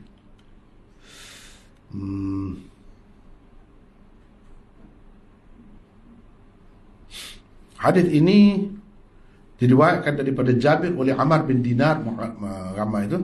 Imam Bukhari meriwayatkan hadis Ammar di sini daripada Syu'bah. Di bawah Kitabul Adab pula beliau meriwayatkan daripada Sulaim bin Hayyan. Muslim selain meriwayatkan daripada Ammar itu daripada Syu'bah, dan Sulaim meriwayatkan juga daripada Sufyan bin Uyainah. Riwayat Muharib akan datang selepas 2 bab nanti. Riwayat Muharib di dalam Sunan An-Nasa'i disertai dengan Abi Saleh. Riwayat Abu Zubair ada di dalam Sahih Muslim. Riwayat Ubaidullah pula ada di dalam Sahih Ibnu Khuzaimah. Selain saluran yang disebutkan ini, masih ada lagi salurannya yang lain. Jadi banyak saluran. Jadi cerita ni memang kemah lah, kukuh cerita ni. Tujuan Bukhari mengemukakan saluran pertama riwayat Ammar daripada Syu'bah pada hadis ke-700 ialah untuk menyatakan ketinggian sanadnya. Saluran kedua riwayatnya, iaitu hadis ke-701 pula, dikemukakan kerana di dalamnya tersebut dengan jelas mendengarnya Ammar daripada Jabir. Mana ada at-tasrih bis sama' di situ. Kalau tak faham tanya tanya.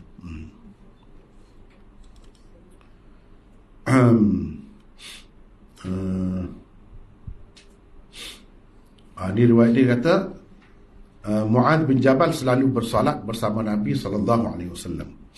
Kemudian pulang dan menjadi imam kepada kaumnya, yakni Banu Salimah, dalam salat Isya dengan membaca surah Al-Baqarah.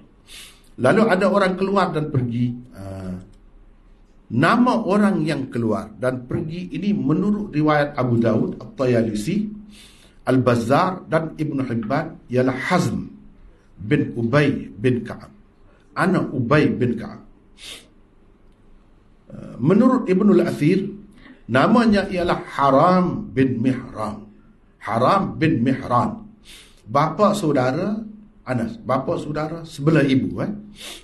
Khatib pula menukilkan nama Maslam bin Al-Harith. Menurut riwayat Mu'adz bin Rifa'ah yang dikemukakan oleh Ahmad di dalam musnadnya dan riwayat Al-Bazzar daripada Jabir, nama orang itu ialah Salim. Salim.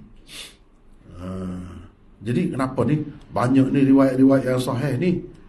Lepas tu disebut seorang saja. Ar-rajul. Jika al pada perkataan ar-rajul di dalam hadis ini dipakai dengan makna jenis lil jins, maka ia memberi arti seseorang lelaki atau ada orang. Sebab itu saya terjemah begitu. Cuba hati terjemah. Ini kerana isim ma'rifah dalam bentuk jenis sama juga dengan isim nakirah di sudut maknanya. Kalau isim ma'rifah itu dipakai dengan makna jenis, makna alif lam yang ada pada dia tu alif lam jenis, dia sama dengan isim nakirah juga dari sudut maknanya. Seperti innal insana lafi khusr. Al-insan itu mufrad satu. Jadi adakah seorang manusia saja yang dalam kerugiannya? Manusia mana? Manusia itu seorang mana? Manusia mana? Siapa yang rugi itu? Kalau kata seorang insan, jamak dia anasi. Dalam Quran sendiri ada sebut wa anasiyya katsira. Anasi itu jamak, insan mana mufrad. Yang penting kita kena tengok alif lam di situ. Al-insan. Dia bukan kata inna insanan lafi khusr. Dia tak kata begitu. Innal insan. Ada alif lam itu alif lam jenis. Alif lam jenis. Alif lam jenis itu maksud apa? Manusia. Kita tak boleh terjemah seorang manusia. Jangan terjemah begitu, salah. Manusia itu dalam kerugian. Siapa manusia? Orang panggil manusia lah. Tak kira lelaki, perempuan, bila-bila masa pun. Islam kau kafir, kau tak kira. Manusia. Jadi sama juga. Sebab itu, cuba perhati saya terjemah macam mana. Saya tak terjemah orang itu. Sebab apa? Kalau terjemah orang itu, siapa? Daripada ramai, siapa? Ini sahih semua ni. Mana kalau beberapa orang, ada orang yang keluar dengan salam, ada orang yang tak keluar dengan salam, ada orang yang mufarakah saja, macam-macam boleh berlaku ni. Ramai, sebab bukan seorang. Lepas tu kita kata macam mana? Dia tidak semesti satu peristiwa. Mu'az ni dia selalu bersemayam gitu. Jadi ada ketikanya orang ni yang mufarakah. Mufarakah makna semayam sendirilah, tapi tidak putus dengan imam tu. Putus. Tidak kata keluar daripada semaya lah. Ada orang yang keluar dengan salam. Sesuai lah hadis lain, sebut salam dulu. Ada orang yang balik ke rumah, sesuai dengan Ibn Rushd kata tadi. Sebab ramai ni, barulah kita boleh faham hadis dia. Kalau tidak, orang yang sama macam mana? Duduk di penjuru masjid, di tempat yang lain dia bagi salam, di tempat lain dia tidak bagi salam, macam mana? Orang yang sama. Sebab itu penting kita kena tahu berapa orang ni yang terlibat. Kalau ramai terlibat pun tak pelik. Sebab semayang ni tiap-tiap hari. Tiap-tiap hari. Sebab itu kita kena pakai di sini ar-rajul di sini. Ada orang keluar. Perawi itu kata ada orang keluar. Ataupun seorang lelaki keluar. Yang keluar itu pastilah lelaki, tidak perempuan. Itu perempuan itu tidaklah lelaki. Tapi kalau kita kata ada orang keluar, mungkin perempuan pun mungkin. Sebab orang, perempuan pun orang juga.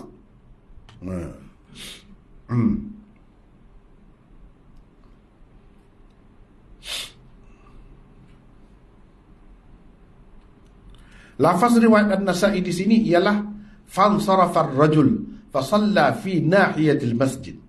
Maka ada orang keluar bersembahyang di satu penjuru masjid. Ada orang. Saya terjemah gitu. Bukan orang itu.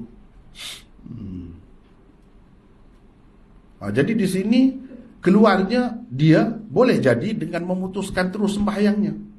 Dan bersembahyang semula. Boleh jadi juga dengan mufarakah. Atau dengan tidak mengikut imam lagi. Tetapi dengan bersembahyang sendirian. Boleh jadi. Imam An-Nawawi di dalam Al-Majmu' Syarhul Muhadzab berkata, tokoh-tokoh dalam mazhab kita, jadi ashab kita, berdalil dengan hadis ini tentang makmum boleh berhenti mengikut imam dan menyempurnakan sembahyangnya seorang diri tanpa keluar daripada sembahyang, yakni dengan memberi salam. Boleh macam tu. Dalam masalah ini ada 3 pandangan ulama. Yang pertama, yang paling sahih, dan yang paling sahih daripada 3 pandangan itu ialah harus. Ini mazhab Syafi'i ini. Sama ada dengan keuzuran atau tanpa sebarang keuzuran. Harus. Kalau Bukhari dia kata hajat, ada hajat. Mana ada keuzuran. Kalau tak ada keuzuran, seseorangnya tak boleh. Tidak harus. Keharusan itu baru ada apabila ada hajat. Itu dalam tajuk dia. Itu kena perhati tajuk dia tu. Dia sebut hajat. Hajat tu maksudnya ada keuzuran lah. Hajat tu tak kira lah nak qada hajat ke. Ni tu imam ni semaya di stesen bah ke. Panjang sangat. Kita bah, kita nak berjalan dah. Boleh jadi. Boleh jadi. Itu keuzuran itu. Keuzuran. Hajat itu. Boleh. Tapi kalau mengikut Syafi'i ni, pendapat ni yang apa ni? Ialah harus. Yang pertama dan yang paling sahih daripada 3 pandangan itu ialah harus. Sama ada dengan keuzuran atau tanpa sebarang keuzuran. Gitu. Yang kedua tidak harus sama sekali. Itu pendapat yang kedua. Dan yang ketiga harus kerana keuzuran dan tidak harus tanpa keuzuran. Kalau ni nampak sesuai dengan Imam Bukhari lah ni. Yang ketiga. Kalau dengan keuzuran harus, tanpa keuzuran tidak harus. Ini agak pendapat yang sederhana lah. Kalau macam ni. Tidak nampak bermudah-mudah lah. Tidak nampak bermudah-mudah. Kalau maknanya bila kata harus tu tak berdosa lah. Tak ada apa-apa keperluan. Saja nak berhenti. Nak semaya sendiri. Nak mufarakah. Boleh. Tapi kalau orang Hanafi tak boleh, berdosa lah. Maliki apa? Berdosa. Berhenti tak ada sebab begitu, berdosa. Tak boleh berhenti. Tak boleh memutuskan jemaah tu. Kalau terdesak, kena bagi salam dulu. Ikutlah dalam keadaan macam mana pun. Diri ke. Ada beberapa pendapat juga ya. Itu yang dinukilkan oleh Imam Nawawi dalam Majmu'-nya.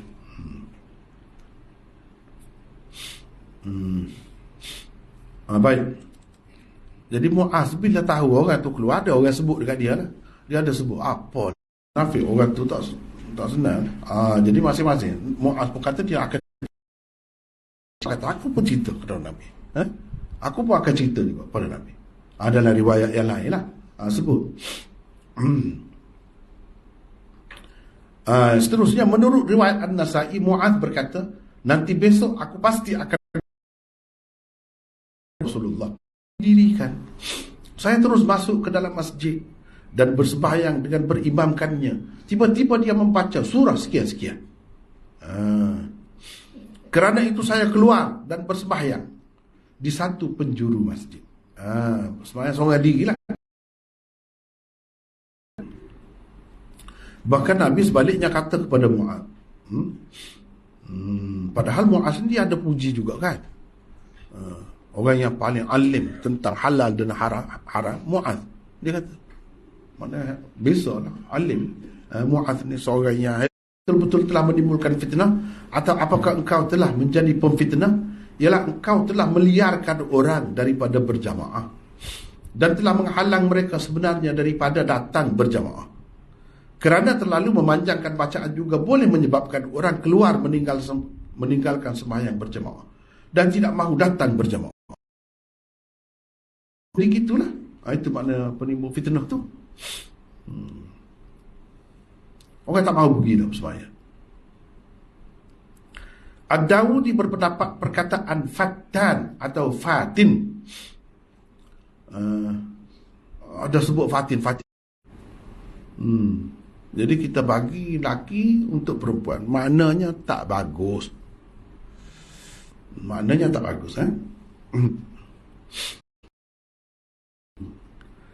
Yalah, itu kena belajar lah. Kalau kita tak belajar, kita tak tahu. Ramai dalam masyarakat kita ni orang nama Izani. Dah biasa panggil pendek Zani.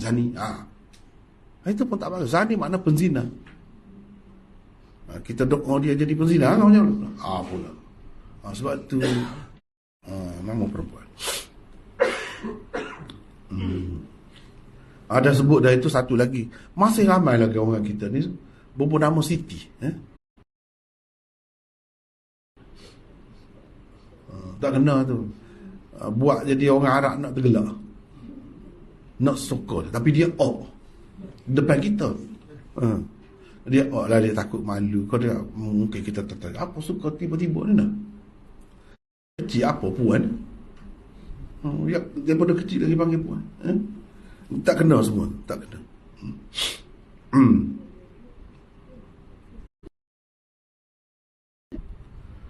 Yang juga apa ni? Fatin yang digunakan oleh Rasulullah sallallahu alaihi wasallam dalam hadis ini berarti menyiksa. Ini menurut pendapat Dawudi lah. Menyiksa. Kau telah menjadi penyiksa orang. Telah menyiksa orang. Maksudnya ialah dengan memanjangkan bacaan seperti itu. Tafsiran itu dengan makna menyiksa. Dawudi pakai makna itulah di sini. Engkau telah menyiksa orang kalau macam ni. Bukan penimbul fitnah ni. Ialah orang lain pakai begitulah dengan makna penimbul fitnah. Menyebabkan orang jadi terfitnah. Terfitnah itu makna teruji lah. Nak pergi kau semaya jemaah ni, nak dapat pahala banyak jemaah. Tapi penat kalau pergi aku. Jadi tak pergi. Pahala pergi masjid pun tak ada dapat, pahala jemaah pun tak dapat. Itulah akibat dia. Fitnah lah tu. Menyebabkan orang jadi begitu. Jadi ini yang berlaku ni dengan sebab ni. Banyak lagi sebab lain fitnah ni. Sebab lain. Fitnah juga. Sebab itu jangan imam tu nak pilih imam tu kena pilih-pilih lah, terutama pihak berkuasa yang ada kuasa tu dia kena pilih betul-betul lah. Jangan menimbulkan fitnah. Kalau tu imam isap rokok misalnya sekarang ni banyak dah pendapat majlis fatwa mana-mana seluruh dunia ni ramai kata haram dah sampai setelah diketahui dah keadaannya tu. Jadi kena melihara jugalah. Jadi dengan sebab orang tu dia anggap haram, dia tak akan pergi masjid. Sebab tu imam tu isap rokok, dia tahu isap rokok, bau rokok mulut dia. Jadi fitnah itu pun fitnah. Walaupun kita kata ada pendapat lagi kata makruh, ialah fitnah lah. Ni pun baca panjang bukan tak boleh baca. Kalau setuju semua lah, boleh baca. Boleh baca kalau setuju. Baru ni saya sebut masa bulan Ramadan baru ni, saya sebut semasa di luar negara dulu, kawan-kawan saya setiap malam habis sebuah Quran semaya tarawih. Saya pun diajak juga, kamu pergi aku tak mahu. Kita ikut yang ramai-ramai yang ramai sejuk lebih-lebih sikit. Dia daripada lepas Isyak tu sampai dekat subuh bergila-gila kata Iman. Sebuah Quran habis. Esok ngaji pula, bukan tak ngaji. Memang kuat, jenis kuat. Jenis tahan lasap. Kita kalau sini tak ada. Tak ada. Habis sebuah Quran setiap malam. Bulan puasa. Tapi kalau sama setuju, ya begitu ya setuju lah. Tak jadi masalah baca panjang pun. Bukan kata baca panjang ni tak boleh, semua jadi fitnah. Tak. Kalau setuju tak apa. Atau kita sembahyang sunat sendiri nak panjang lah, tak jadi masalah. Atau kita kata kalau nak baca panjang tak ingat qul ya ayyuhal kafirun. Buka Quran letak depan, baca tengok. Tak ada jadi masalah, terutama sembahyang sunat. Ramai ulama mengatakan boleh tengok Quran. Tak jadi masalah.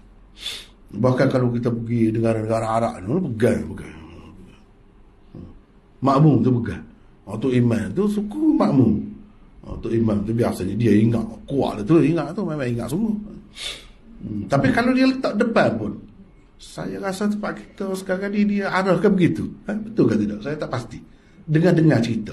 Kalau begitu pun boleh, tak jadi masalah. Sebab apa? Sebab di belakang ni bukan ingat belakang tu. Jadi kalau duk imam tu kokak-kokak depan tu senyap. Lama-lama dia tunduk. Tak ada orang nak tegur. Kalau di luar negara jangan. Budak-budak yang tegur. Sekali salah. Banyak tegur. Pasal dia ingat. Masing-masing ingat. Tapi setengah-setengah tempat tu dia tengok dulu. Tidak salah sekali tu terus tegur tak. Tengok. 2-3 kali baru tegur. 2-3 kali lekat baru tegur. Dia panggil fath, tegur. Itu boleh. Memang sunnah. Nabi tersalah, sahabat tak tegur. Langkah. Sahabat pun tanya Nabi macam mana. Tak ada dah ayat tu. Ada dia kata. Dapat tak tegur? Kenapa tak? Dia pun dari situlah. Tegur dalam sembahyang ni boleh. Tegur dalam sembahyang boleh. Tegur macam mana? Sambunglah ayat dia sakut tu, yang dia lekat tu. Begitu. Jadi macam-macam boleh fitnah ni. Fitnah ni macam-macam.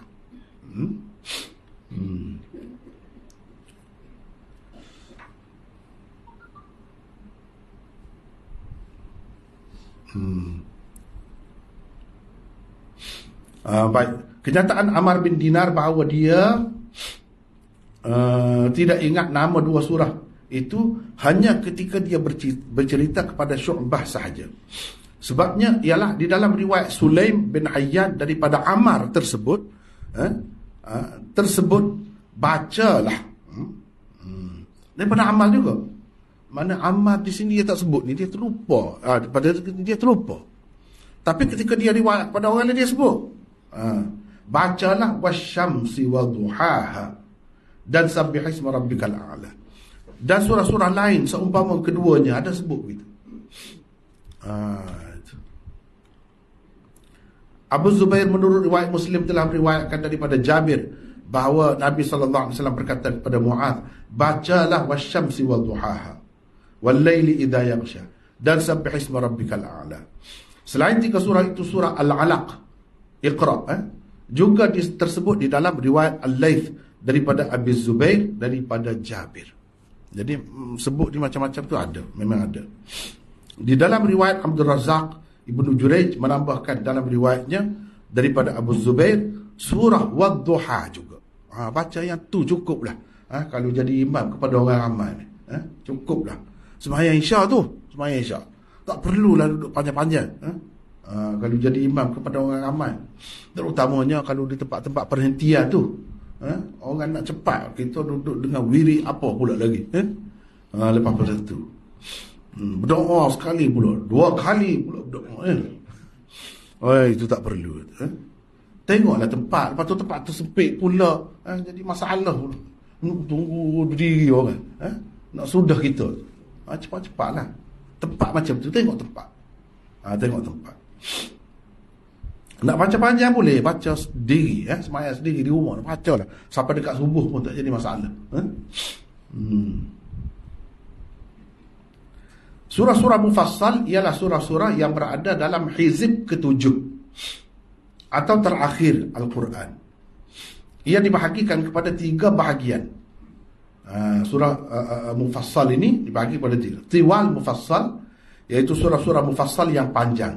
Ia bermula dari surah Qaf hingga surah An-Naba, iaitu amma yatasaalun.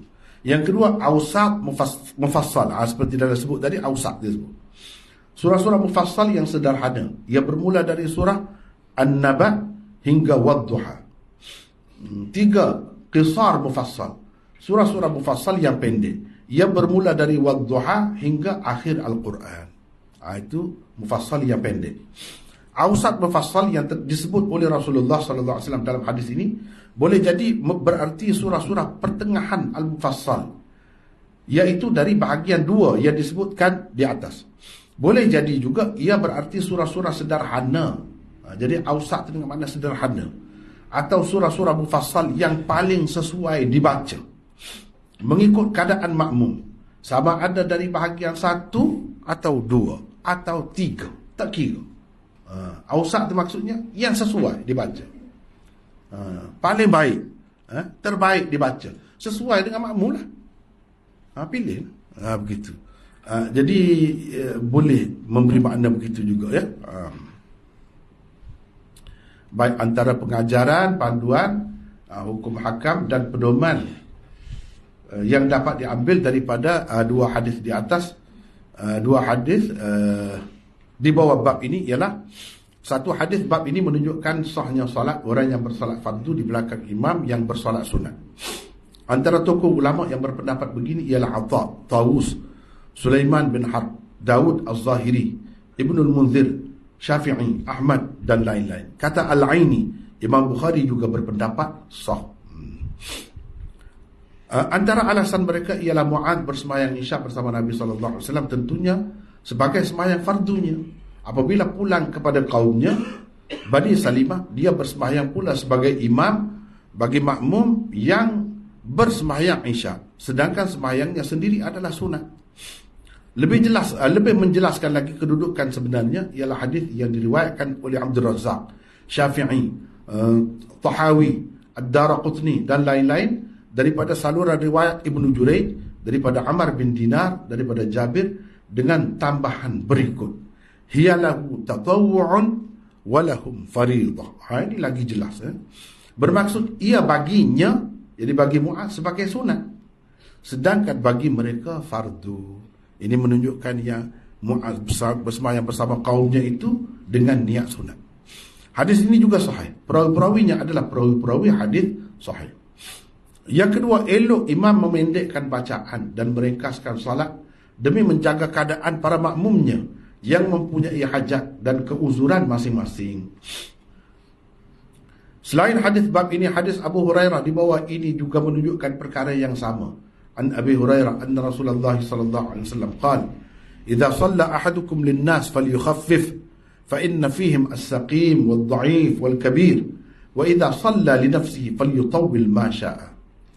Rasulullah sallallahu alaihi wasallam bersabda, apabila seseorang daripada kamu menjadi imam, yakni salat, dia hendaklah meringkaskan, kerana di kalangan mereka ada orang sakit, orang lemah dan orang tua.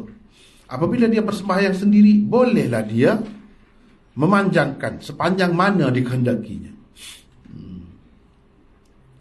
Yang ketiga, keperluan hidup dunia juga merupakan keuzuran yang menuntut sembahyang berjamaah diringkaskan. Keperluan hidup dunia, buat kerja, berniaga, berdagang dan sebagainya, itu keperluan hidup dunia.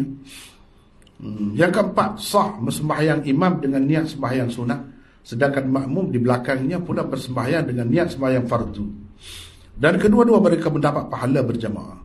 Yang kelima, keharusan bersembahyang sendirian dalam masjid yang dilaksanakan salat di dalamnya dengan berjamaah, terutamanya apabila ada sesuatu keuzuran atau sembahyang jamaah telah pun selesai ditunaikan. Maka bolehlah.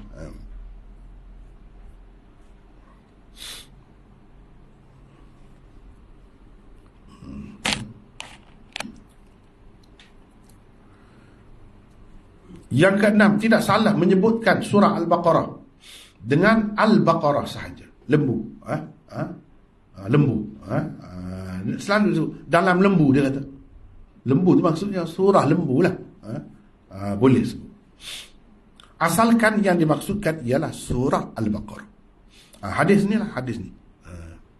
Yang ketujuh, keharusan menegur perbuatan salah dengan ucapan yang agak keras, agar orang yang ditegur lebih berhati-hati. Macam di sini Nabi sebut, kau pemfitnah, penimbul fitnah. Nabi kata, betul-betul menimbulkan fitnah. Yang ke-8, seseorang makmum boleh berhenti mengikut imam, yakni mufaraqah, jika imam membaca terlalu panjang dan dia pula ada hajat lain. Dalam keadaan tidak ada apa-apa hajat, juga makmum boleh berhenti mengikut imam mufaraqah jika imam membaca terlalu panjang melebihi yang disunnahkan. Begitu, boleh melebihi yang disunnahkan. Maknanya dalam sembahyang ni apa, dalam sembahyang ni apa, itu kita tahu daripada sunnah. Yang ke-9, apabila seseorang makmum berniat untuk berhenti terus daripada mengikuti imam dan ia mahu bersembahyang semula secara bersendirian, adakah ia perlu memberi salam terlebih dahulu? atau berhenti saja tanpa memberi salam. Terdapat dua pendapat dalam masalah ini. Pertama, ia perlu memberi salam terlebih dahulu. Kedua, ia boleh berhenti terus tanpa memberi salam dalam apa keadaannya sekalipun. Dalam keadaan rujuk, tak tahan lah. Berhenti tu, tak payah bagi salam. Ada dua pendapat di situ. Jadi habislah kita setakat itu. Jadi setakat itulah kita pun masa pun lewat dah. Setakat itulah dulu hari ini. Wallahu a'lam. Ada ruang dalam 6 minit. Mungkin ada soalan.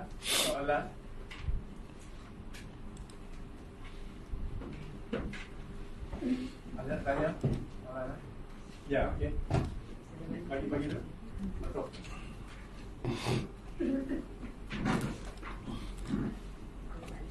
Waalaikumsalam. Ya.